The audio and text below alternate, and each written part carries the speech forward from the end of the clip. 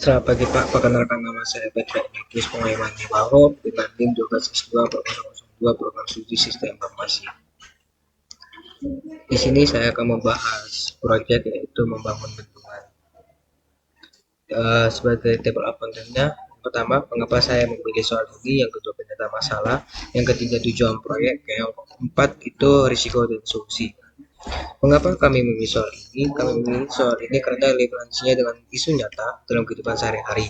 Contohnya dalam masalah cutting stock yang sering dihadapi dalam bidang logistik dan manufaktur, di mana optimasi pemanfaatan sumber daya sangat penting. Dalam soal ini, kita diminta meminimalkan penggunaan batang pohon sambil memenuhi kebutuhan kayu untuk membangun bendungan. Ini mencerminkan tantangan nyata dalam manajemen sumber daya agar efisien dan ramah lingkungan. Penyata masalah utama yang kami angkat adalah efisiensi dalam pemanfaatan sumber daya untuk mengurangi limbah kayu yang terbuang serta mengoptimalkan jumlah batang pohon yang digunakan dalam proses pemotongan. Tujuan proyek mengutamakan jumlah batang pohon yang digunakan, minimalkan sisa potongan yang tidak terpakai, dan menyediakan solusi algoritma yang dapat diterapkan pada kasus serupa di industri manufaktur.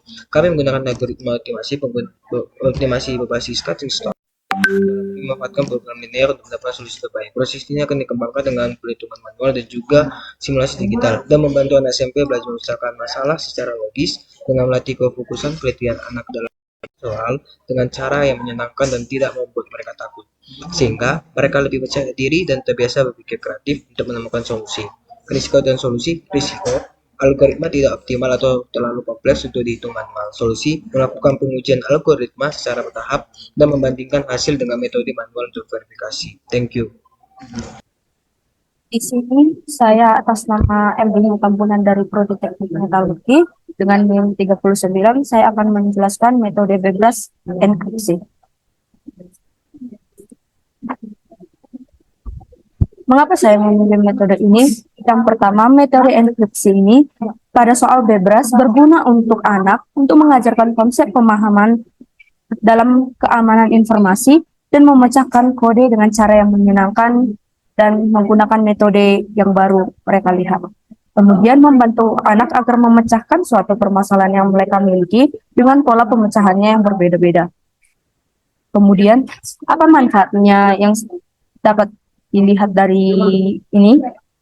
Yang pertama, mengasah kreativitas anak dan melatih ketelitian mereka dalam menyelesaikan suatu soal dan apa perintah yang diberikan dalam soal tersebut. Kemudian, membantu anak untuk mengekspresikan perasaan mereka dan ide yang mereka kembangkan dari pemecahan masalah tersebut. Kemudian, membangun keterampilan anak dalam menyelesaikan soal secara matematika. Contoh soalnya seperti ini. Metode enkripsi menunjukkan bahwa pergeseran antara angka dengan menggunakan prinsip lengkap, yang dimana huruf tersebut bermain enkripsi dengan mula-mula dia memikirkan sebuah bilangan yang dinamakan sebagai geser. Kemudian ditulis sebuah kata dan diberi perintah di setiap soal apakah itu digeser 2-3 kata. Atau di dalam soal juga kadang diberikan seperti lensa, menginskripsi seperti kata komputer menjadi kata komputer. Bilangan berapa yang dipakai untuk menggeser kata semula. Hal ini perintah yang berbeda diberikan anak untuk melatih ketelitian mereka dan memahami apa yang diberikan oleh soal. Kemudian hal ini dapat mengajarkan anak untuk mencoba hal-hal baru.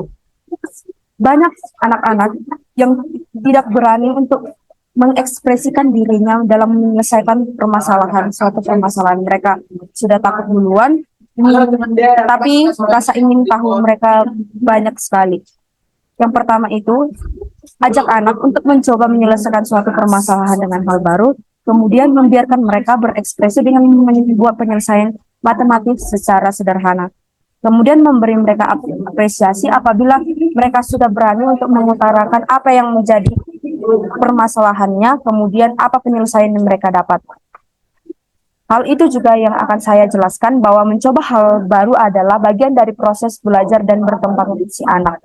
Hal inilah yang bisa membuat anak tersebut semakin berani dan semakin mampu menunjukkan dirinya agar berani mengutarakan pendapat mereka.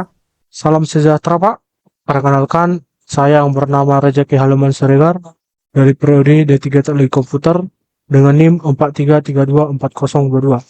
Di sini saya akan membawakan materi yang akan saya paparkan pada proyek problem solving in digital world. Nah, di sini judul dari soal saya adalah huruf Cina warna-warni dengan kategori penggalang atau SMP. Nah, di sini juga saya akan menjelaskan atau memaparkan alasan saya memilih soal ini. Alasannya sesederhana soal ini pasti menarik bagi kalangan siswa-siswi di sekitaran ITDL ini. Karena huruf Cina sendiri merupakan huruf yang sangat jarang didengar oleh siswa-siswi sekitaran ITDL ini. Selanjutnya saya juga ingin untuk mengajarkan metode problem solving in digital world kepada siswa-siswi di bawah saya atau di jenjang SMP. Selanjutnya, ini merupakan soal yang akan saya bawakan. Di sini terdapat papan warna-warni yang akan digunakan sebagai pedoman untuk mengekspresikan atau untuk menentukan struktur dari bahasa atau huruf-huruf Cina berikut. Nah, di sini ada soalnya, tantangan yang mana akan menyatakan ketiga huruf ini dengan cara yang benar. Selanjutnya, ini merupakan jawaban atau cara saya untuk menyelesaikan masalah ini menggunakan metode problem solving. Selanjutnya, ini merupakan pilar computational thinking yang saya temukan pada soal. Mungkin itu saja yang bisa saya sampaikan. Saya akan lanjutkan ke teman saya selanjutnya. Sekian, terima kasih. Salam sejahtera Pak, perkenalkan nama saya Stephen Dukumanurung dengan NIM 11S24027, prodi S1 Informatika dengan judul Menata Manik-Manik dengan kategori penggalang SMP. Alasan saya mengambil soal tersebut karena menurut saya soal tersebut dapat mendorong logika kita dalam cara berpikir dan pemahaman konsep secara relevan dan memecahkan masalah. Oke, kita akan masuk soalnya. Perhatikan manik-manik dalam tongkat A, B, dan C. Kita hanya dapat memindahkan satu manik-manik dari satu tongkat ke tongkat lainnya. Satu kali memindahkan dihitung sebagai satu langkah. Tantangannya, berapa pemindahan yang dibutuhkan atau yang paling minimum untuk mengatur manik-manik pada gambar satu di atas untuk menjadi seperti pada gambar pertama. Oke, saya akan menjelaskan pemahamannya pada soal tersebut. Untuk soal ini mengacu pada penyelesaian strategi brute force.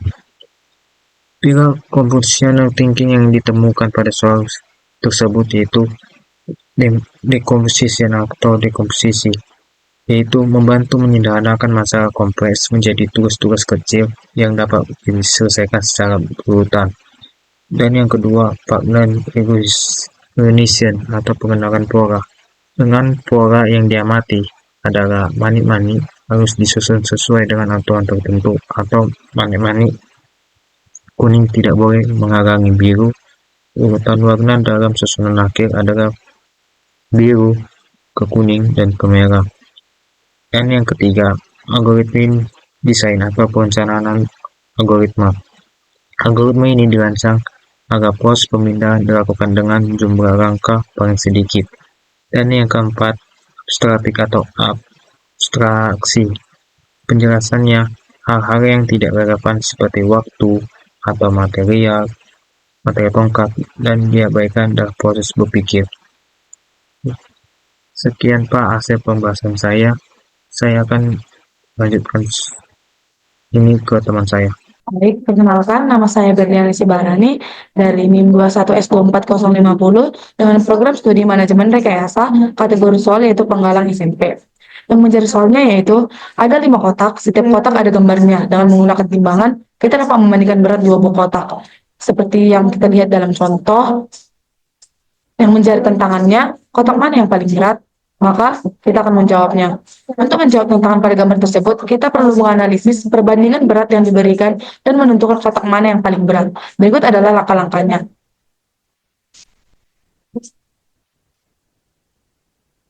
Pilar computational thinking yang ditemukan pada soal yaitu Yuk, yang pertama, decomposition atau dekomposisi, penjelasan, membantu menyederhanakan masalah kompleks, mencari tugas-tugas kecil yang dapat diselesaikan secara berurutan. Dan yang kedua, pattern recognition atau pengenalan pola, yang menjadi penjelasannya itu, pola yang diamati adalah bahwa manik-manik harus disusun sesuai aturan tertentu, atau manik kuning tidak boleh menghalangi biru, urutan warna dalam susunan akhir adalah biru, kuning, dan merah. Dan yang ketiga itu algoritma desain atau perencanaan algoritma. Dan penjelasan, algoritma ini dirancang agar proses pemindahan dilakukan dengan usulan. Salam sejahtera Pak. Perkenalkan nama saya Sarah Tesalonika Raja Guguk dari NIM 4232449, Prodi D3 Teknologi Informasi. Di sini saya akan membahas soal dari papan kode rahasia kategori penggalan SMP. Di sini terdapat soalnya yang dimana Desa Bebras mempunyai cara penulisan rahasia yang didasarkan pada pengkodean huruf-huruf alfabet Latin dengan simbol baru. Rahasianya dijelaskan pada papan berikut. Sayangnya beberapa bagian dari papan telah terhapus, sehingga beberapa huruf dari kode pada papan tersebut hilang. Di sini kita dapat melihat kode pada papan yang hilang. Tantangannya, temukan teks orisinil dari teks yang sudah dikode walaupun kode pada papan tersebut ada yang rusak. Untuk menjawab soal tersebut, kita perlu menganalisis pola pada gambar di atas dengan cara melihat pola yang ada pada setiap gambar. Berikut adalah langkah-langkahnya. Pertama, kita dapat melihat pola yang ada pada gambar di mana pada baris pertama terdapat angka Romawi 1, 2, dan 0. Untuk menjawab yang kosong, kita dapat mengikuti polanya, yaitu dilanjut dengan angka Romawi 3. Kemudian dilanjut dengan segitiga, karena di sampingnya terdapat segitiga, di atasnya ada satu tangkai. Kemudian dilanjut dengan yang di sampingnya, yaitu segitiga mempunyai tangkai 2. Kemudian untuk menjawab kolom kosong kita dapat melihat polanya, yang dimana di bawah kolom yang kosong terdapat gambar setengah lingkaran. Kemudian di bawahnya terdapat persegi panjang yang dibelah, dan di bawahnya terdapat setengah lingkaran yang dibelah. Maka untuk mengisi kolom yang kosong, kita mengikuti pola di mana pada kolom kosong adalah persegi panjang tanpa potongan. Kemudian untuk menjawab yang di dalam kolom, kita dapat melihat polanya di mana di dalam kolom terdapat beberapa huruf. Maka kita dapat mengikuti pola menggunakan huruf yang sudah tersedia. Jika kita cocokkan, maka jawabannya akan menjadi informatik school. Selamat pagi Pak, perkenalkan nama saya Rubin Tambunan dari Prodi Debat TPN dengan 16. Di sini saya akan menjelaskan apa tujuan dan sasaran dari proyek ini. Yaitu di sini kami memiliki tujuan untuk membantu anak SMP belajar untuk mengucapkan masalah secara logis, efisien, dan penuh ketelitian, yaitu dengan cara menggunakan problem solving. Di sini kami ingin agar anak SMP tersebut dapat mengucapkan masalah dengan cepat. Langsung kita masuk ke contoh sekolah. Sini terdapat 3 buah anjing besar dan 7 buah anjing kecil. 6 buah anjing kecil. Nah, di sini kita harus memindahkan ketiga anjing besar ini agar bersebelahan. Metode yang kita lakukan di sini adalah dengan menggunakan metode perbandingan, yaitu memindahkan anjing di sebelah kiri ke kanan sebanyak 2 langkah, dan anjing yang di sebelah kanan memindahkan kiri sebanyak 4 langkah. Di situ kita akan mendapatkan hasilnya, itu 6. Dan selanjutnya metodologi atau pendekatan apa yang kita gunakan di sini. Kita gunakan di sini yaitu dapat menggunakan metodologi perbandingan atau algoritma, yaitu mengucapkan masalahnya secara bertahap atau menggunakan langkah-langkah. Dan selanjutnya metodologi